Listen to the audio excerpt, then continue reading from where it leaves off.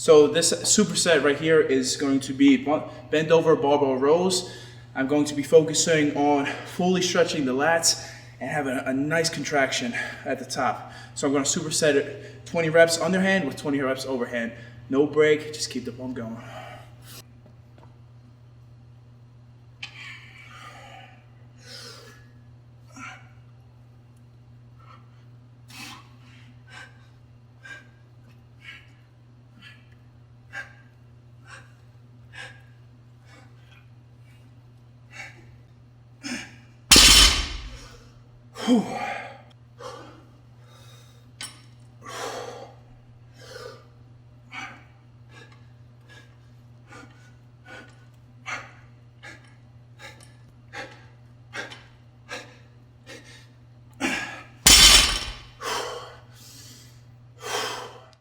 Now I'm going to superset upright rows with bent over dumbbell rows.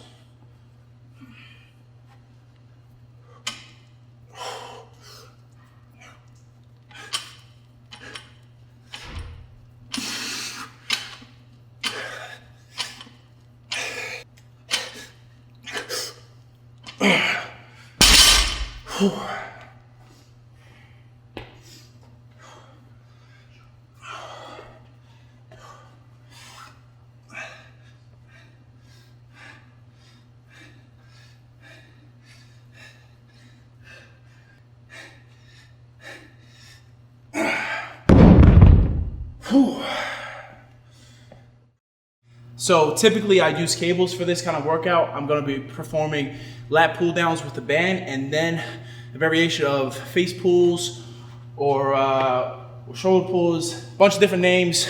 Works the back great, really gets a nice stretch and a nice pump.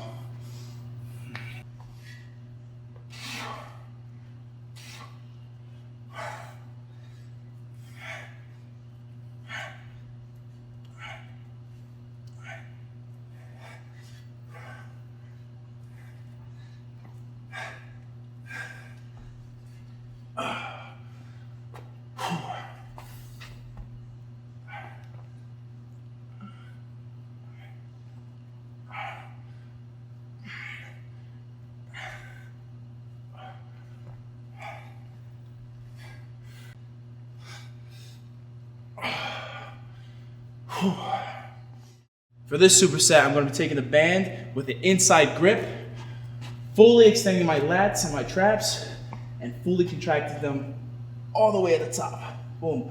Focus on the traps, getting a really good squeeze. So we're going to move from this right into dumbbell shoulder shrugs, 4 sets of 20.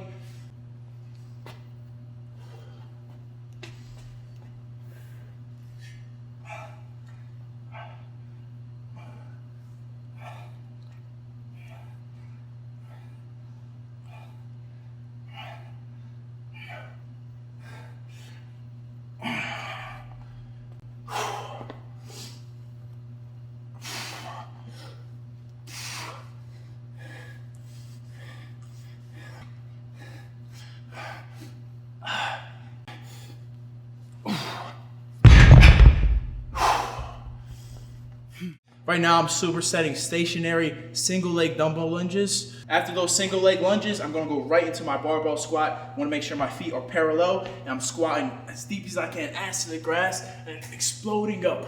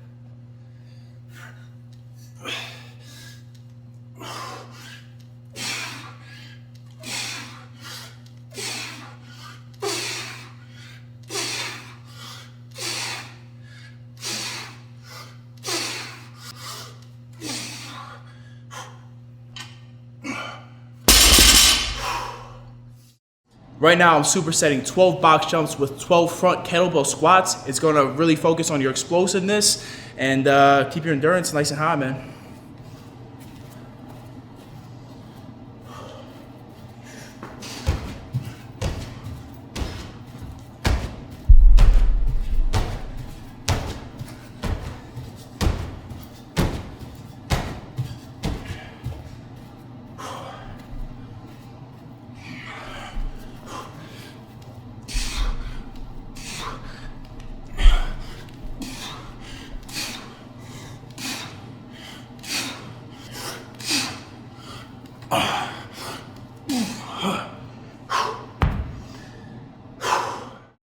Right now I'm supersetting barbell leg extensions with seated barbell squats. For the seated barbell leg extensions, credit to Julian Smith on it. Pretty much if you don't have a machine leg extension, you get nice regular bench, a regular easy bar or barbell, put a nice light weight on it, and you want to extend your quads for about 2 to 3 seconds at every rep, really getting a nice pump, nice contraction, retract it, and then do the same thing again. 12 to 20 reps, 4 sets.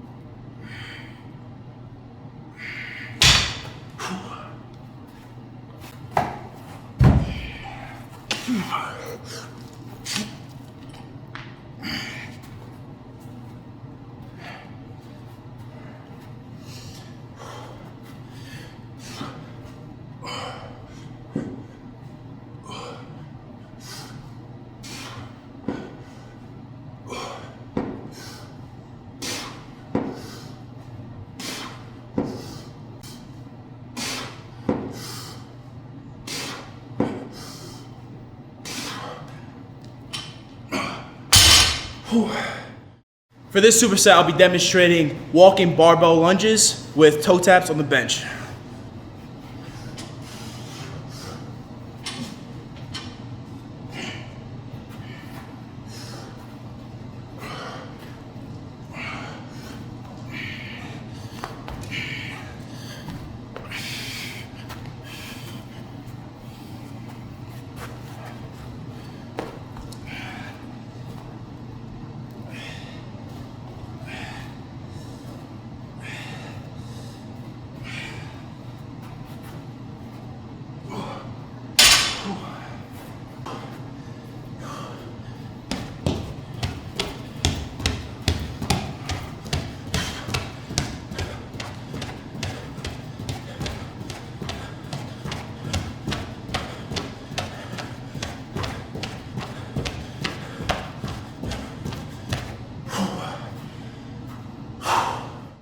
My nutritional principles for getting as jacked as Nicky Rod.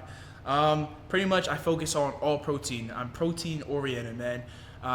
Pretty much I focus on getting 1 gram to 1.4 grams of protein per pound. So for example, if you're a 230-pound athlete, you want to get 1.4 grams of protein per pound. That's roughly 320 grams per day. So you have to really split your meals up. Typically I get between I get like 8 ounces of meat per meal, so roughly 72 grams of protein per meal. I split that up between 5 meals a day.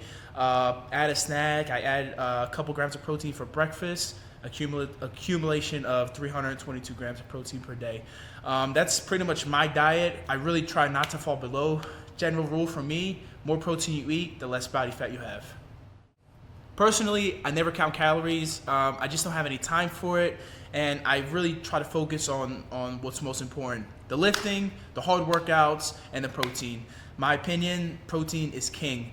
Calories and carbs and stuff like that, that comes within time, within learning. If you're not a professional bodybuilder or a professional athlete, it's not necessary in my opinion. I think you can get a long way with just counting your protein. and being consistent. You know, consistently eating enough protein. A lot of guys think that they eat enough, and generally, if they're trying to gain muscle and lose body fat, they really aren't. So for my body type, my lifestyle, I'm constantly focusing on the gains. I want to get as big as possible while staying as lean as possible. And I do that by, like I said earlier, counting my protein, make sure I get 1.4 grams protein per pound. And that really keeps me lean, it keeps my body fed, keeps the muscles growing after every intense workout. And you gotta make sure when you're lifting, you're not taking breaks. You can get in and out the gym 30, 45 minutes max. I do 8 exercises, 4 sets of 20 reps every single day, 7 days a week, and I'm in and out 30 minutes. Does not matter. If you're taking an hour and a half, 2 hours, you're wasting time on your phone, you're talking to people, stop what you're doing and put the work in. Generally, in between sets, I don't take any break. I hop from one exercise to another without any break because I don't want to be in the gym for an hour. I just don't have time for that. You know, I have obligations, I have practice, I have stuff to do. And generally, you know, the normal, everyday, average guy can't work out for 2 hours a day. It's just not in the books for you. So 8 exercises, 4 by 20, you guys can get in there and kill it, 30 minutes max.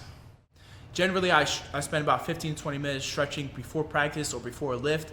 It really does help for longevity, helps keep you healthy. It's really important to get a good warm-up before your practice or before your lift. So stretching really entices those muscles to get the blood flowing, get nice and loose, and really does prevent injury. When dieting for competition, I make sure I get enough protein. You know, I'm still hitting my 1 to 1.4 grams of protein per pound, and I fluctuate on my carbs. Really depends how I'm feeling, but generally 4 days before, I'll have a really high carb intake on that day, and then soon before, maybe 2 days before competition, cut all carbs until the day before I compete, and then heavy carbs again. It's carb cycling is a great way to make your body fluctuate, distribute water and nutrients in a different way, and it's really beneficial. When I'm lifting weights, my mind is always on the pump. I constantly want to get as much blood in that muscle as possible. For instance, if I'm training biceps, I'm not taking any breaks between sets. If I'm doing 8 exercises, 4 by 20, I'm doing that within half an hour to 45 minutes. I'm not taking any breaks. I'm not sitting on my phone. I'm not talking to people. I'm chasing the pump, and I'm making sure each rep is worth it. I'm flexing as hard as I can at the top of it. I'm fully extending my muscles and going right back to that full flex, getting a nice full pump in every body part. If you're new to the gym and you just started lifting, if you're lifting correctly and eating correctly, man, within 2 weeks you should see phenomenal results. You should see maybe an inch in biceps. You should have a full body pump all the time. If you're doing this workout, your body's going to love you. My opinion, the biggest mistake that I see people making in the gym when it comes to lifting weights is there's a really heavy stigma of overtraining. Man, there's just no such thing. If you have the right diet, if you're consistent in your diet, you can't train too hard. You can go as hard as you want and still get the gains. My opinion, the people that say overtraining is hurting you, they're just being lazy. What's your opinion on sleep? What do you do? Sleep is a big part of anybody's lifestyle, especially if you're a professional athlete. For me, I have to get at least my 8 hours every single night. It's essential to functioning at the highest level.